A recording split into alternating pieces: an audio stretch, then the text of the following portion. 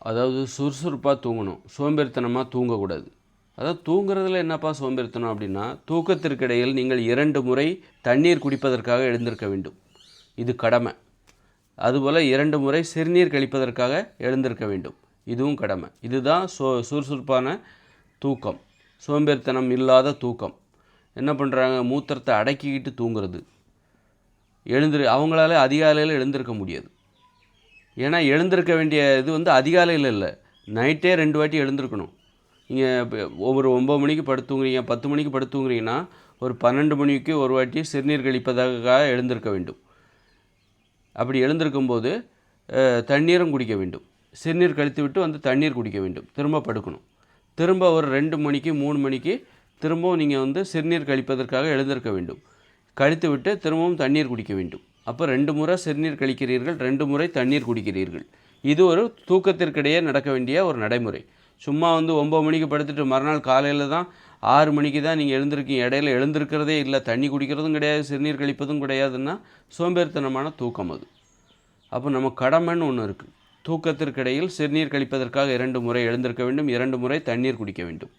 இந்த கடமையை நம்ம நிறைவேற்றினோம் அப்படின்னா அப்போது நம்ம சோம்பேறித்தனமாக தூங்கவில்லை, சுறுசுறுப்பாக தூங்கியிருக்கிறோம் என்று பொருள். அப்போ அவங்களால தான் அந்த அதிகாலை எழுந்திருக்க முடியும். நிறைய பேர் நான் சீக்கிரமாக எழுந்திருக்கணும், 4 மணிக்கு எழுந்திருக்கணும், 3 மணிக்கு எழுந்திருக்கணும் அப்படின்னு சொல்லிட்டு தூங்குவாங்க. ஆனால் இதற்கிடையில் சிறுநீர் கழிப்பதற்காக அவர்கள் எழுந்திருப்பதில்லை, தண்ணீர் குடிப்பதற்காக எழுந்திருப்பதில்லை.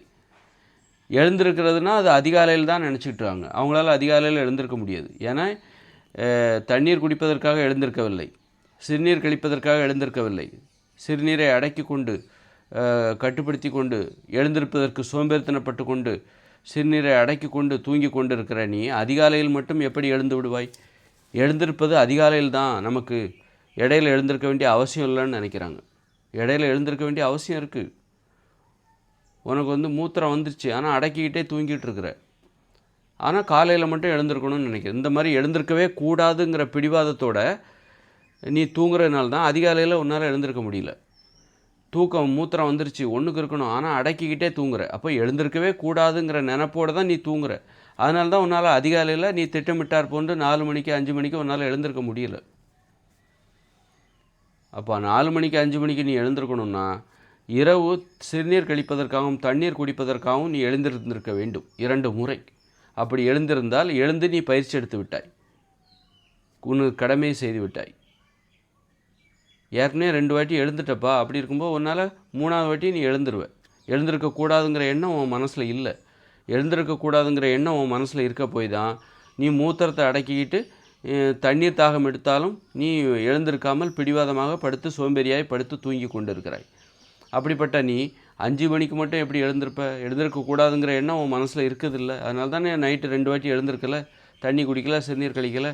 அப்படிப்பட்ட நீ அதிகாலையில் மட்டும் எப்படி எழுந்திருப்ப? அதனால தான் நீ திட்டமிட்டார் போல் உன்னால் எழுந்திருக்க முடியவில்லை. அப்போ அதிகாலையில் எழுந்திருக்கணும் அப்படின்னா இரவு சிறுநீர் கழிப்பதற்காகவும் தண்ணீர் குடிப்பதற்காகவும் 2 முறை நீ எழுந்திருக்க வேண்டும். சிறுநீர் கழித்து விட்டு தண்ணீர் குடித்து விட்டு படுக்க வேண்டும், அல்லது தண்ணீர் குடித்து விட்டு சிறுநீர் கழிக்க வேண்டும். ஏன்னா தண்ணி குடிச்சிட்டு உடனே படுத்துடக்கூடாதுல்ல. சிறுநீர் கழித்து விட்டு தண்ணி குடிக்கிற, உடனே படுத்துடக்கூடாது. கொஞ்ச நேரம் உட்காரணும், அந்த தண்ணி வயிற்றுக்குள்ளே போகணும். அப்போ நம்ம என்ன பண்ணணும், வயிற்றுக்குள்ளே போய் கொஞ்ச நேரம் உட்காந்துருந்தால் அவனுக்கு தூக்கம் கலைய வாய்ப்பு இருக்குது. அதனால் தண்ணீரை குடித்து விட்டு சிறுநீர் கழித்து விட்டு வா. அப்போ வந்தவுடனே படுத்துடலாம், அந்த தண்ணி வயிற்றுக்குள்ளே போயிடும். இந்த மாதிரி 2 முறை தூக்கத்திற்கிடையில் சிறுநீர் கழிப்பதற்காக தண்ணீர் குடிப்பதற்காக எழுந்திருக்கிறவர்கள் கண்டிப்பாக அதிகாலையில் எழுந்து விடுவார்கள். ஏனென்றால் அவர்கள் மனதில் எழுந்திருக்கக்கூடாது என்கிற சோம்பேறித்தனம் பிடிவாதம் என்பது இல்லை.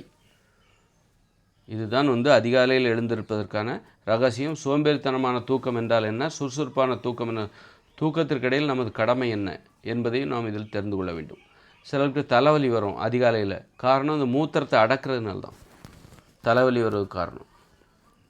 அடக்கும்போது இப்போ மலத்தை அடக்கினாலும் சரி, கழிவுகள் வெளியேறவில்லை என்றாலும் தலைவலிக்கும், மூத்திரத்தை அடக்கினாலும் தலைவலிக்கும். அதனால் இரவு 2 முறை நீங்கள் சிறுநீர் கழித்து விட்டால் அதிகாலையில் தலைவலி ஏற்படாது என்பது. கழிவுகளை வெளியேறிவிட்டால் தலைவலி ஏற்படும்.